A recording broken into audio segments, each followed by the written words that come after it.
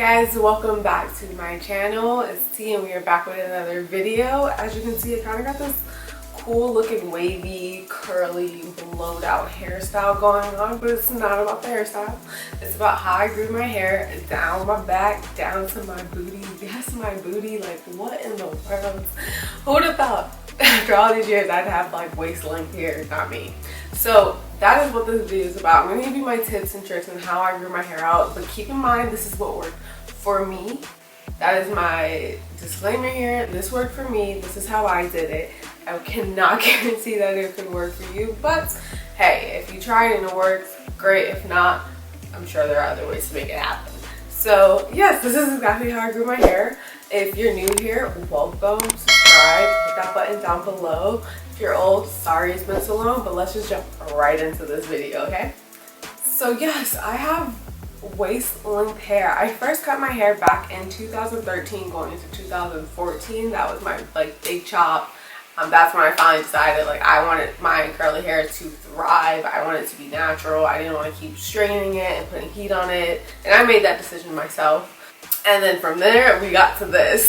So after these few years, this is how it happened. My first tip to start off is to never think about it. Just stop thinking about it. I was going back to get cuts, to get curly cuts in between these few years. I've always gotten haircuts, trims and things of that nature, but I never thought about like how long my hair was gonna get.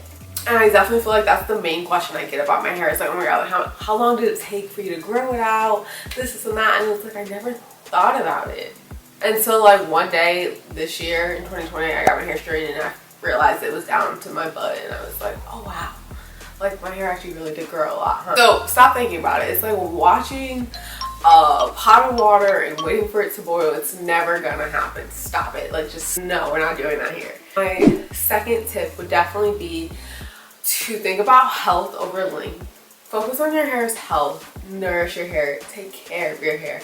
Water your hair. Water growth. Just love your hair the way it is at every single stage, whether it's a little heat damaged, whether it's short, even when it's long. Whatever the case may be, just focus on the health of your hair. Health is wealth. We all know this. Stop it. Just worry about what's growing out your hair, how you're taking care of it, and how you're going to maintain it. Cool? Okay, so now we got those two tips out of the way. Let's jump into it a little bit. Tip number 3 would be water it. Like when you want your flowers and stuff to grow, you water it, right? I feel like as a black girl growing up, I was always taught that water was like, oh no, like don't get your hair wet, don't do that, don't wash your hair, like don't get your hair wet more than like once every 2 weeks, like whatever the case may be. And yes, that's like that may just be how I grew up in like the culture that I was in. If you were like that too, definitely comment down below and let me know. But as a black girl growing up, I was taught water was like, no. We don't do that around these parts.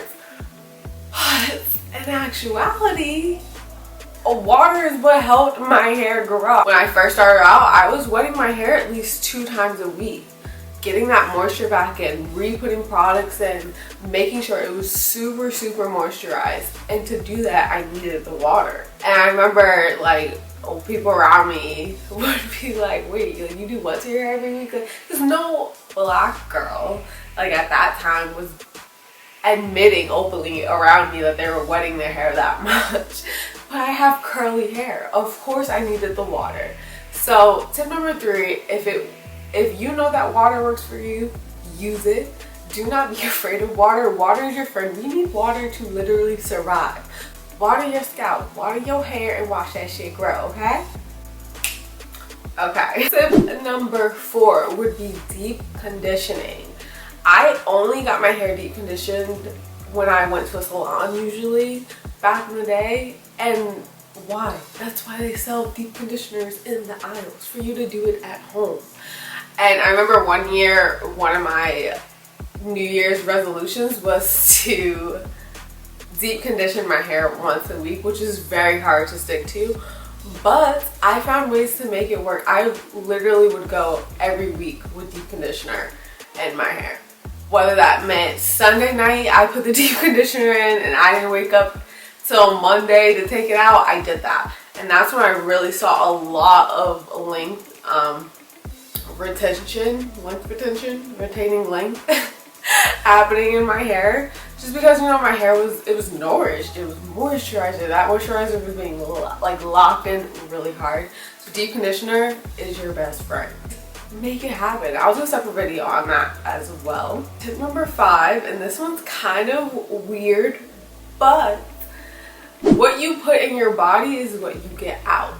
So when I eat extremely healthy and watch, you know, the fried foods and all that stuff, kick it to the side, that's when I really notice a difference, is when I'm putting in good foods in my body. And the main food, which some of you may cringe at, but I promise for me, and I've actually heard a few other curly girls say this as well, whenever I incorporate avocado into my meals, like for a few weeks, I really feel a difference in my hair. It's when it's shiny, the length is coming through. Like avocado, I don't know what it is about it. And I'm not talking about making those at-home avocado mixtures, no shade. I don't have the time for that. I think that's an unrealistic expectation for a lot of people. But whenever I ate avocado, incorporate it into smoothies, like avocado toast, put it in my salad, my hair absolutely loved it. Avocado is really what helped a lot. As weird as it sounds, I know, I'm so sorry for you guys who don't like avocados, but hey, maybe like a banana will work. I don't know, but you have to eat healthy. You have to nourish your body. This is our temple. This is also coming off the temple. So if you are eating junk all the time, you're not intaking enough water at the same time, you're not gonna get nothing. The same way your skin needs water and good food is the same way your hair needs good water and food. And as much as you've heard it all the time, I'm here to tell you that it is in fact true. So sorry for anyone who did not want to hear that. Oh, around my sophomore year of college, so around 2015, 2016, you know, that's when like hair vitamins were trendy and like Sugar Bear came out. The Main Choice I think had something come out as well. There was a lot of brands that came out with hair vitamins. And me being me, I knew length was a goal down the line. I didn't know when, but I was like, why not try them? And so I remember I tried, I can't remember the brand, but if I find it, I'll put it down below. They were like actual pills and they were disgusting. So I think that lasted for a month and that was it. And then I tried Sugar Bear hair, which was a low-key expensive and out of my budget, which is why I do not purchase it anymore. Even now, like as an adult with a job, I can't fathom putting it in my budget right now.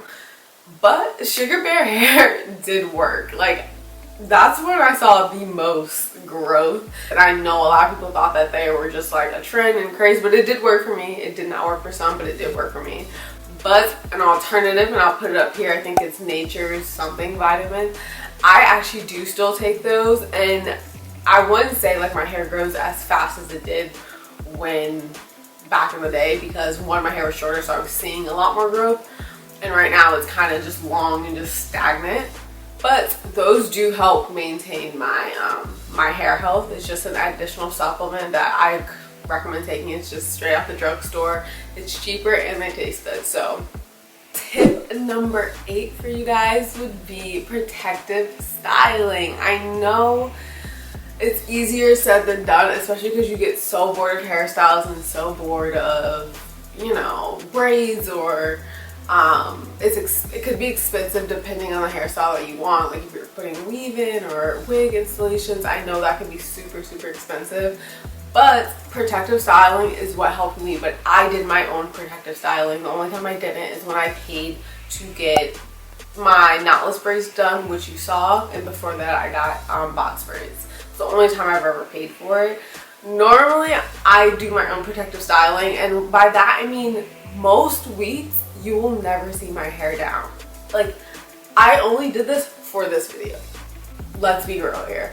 At some point in the week, I will wash, condition, put product in my hair and put it up. So whether that's like a slick back bun for the week and I just refresh it every morning, or I'll do like 2 cornrows, I'll do like sometimes my high ponytail, something that's cute, like I can maintain it, it's not a hassle, because the more you're like, you know, combing your hair and brushing your hair and putting these products in, the more hair that's being broken off, you know what I mean? Unless you got somewhere to go, or I don't know, unless you just need your hair done every day.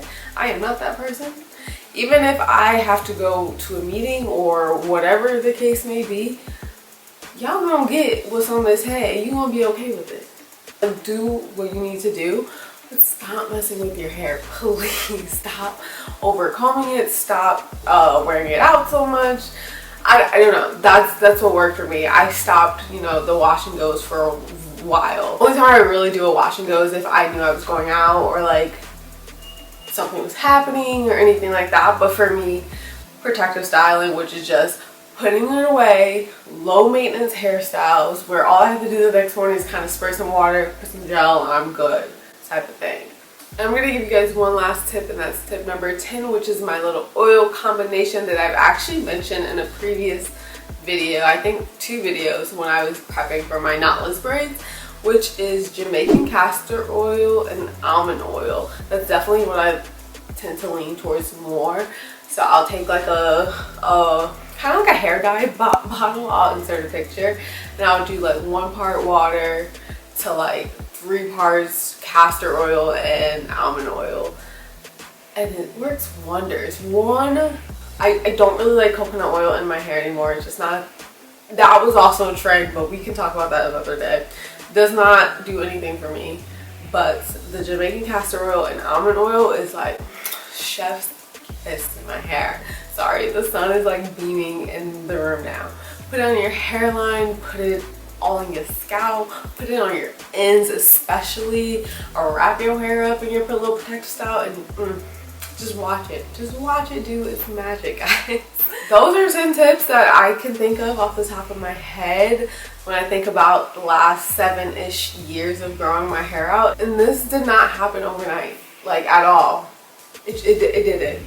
Over the past 2 years, I definitely can say my hair has slowed down on growing because, you know, it is down my back now. Like, how much further do we want it to go? But this is how I grew my hair out. This is how we got this hair. I would have had it straightened for the video, but we're in a pandemic. Like, where am I going with straight hair right now? Nowhere. So, but I did blow it out so that you guys can see how full it gets. I hope this answers the questions that a lot of people that I know have always asked me. I've had strangers in stores ask me. I will like to say that one question that I absolutely hate getting is, what's my race? I am black. I'm a black girl. I am African American. I am full black. And people tend to be shocked when they hear that and they see someone with my length of hair.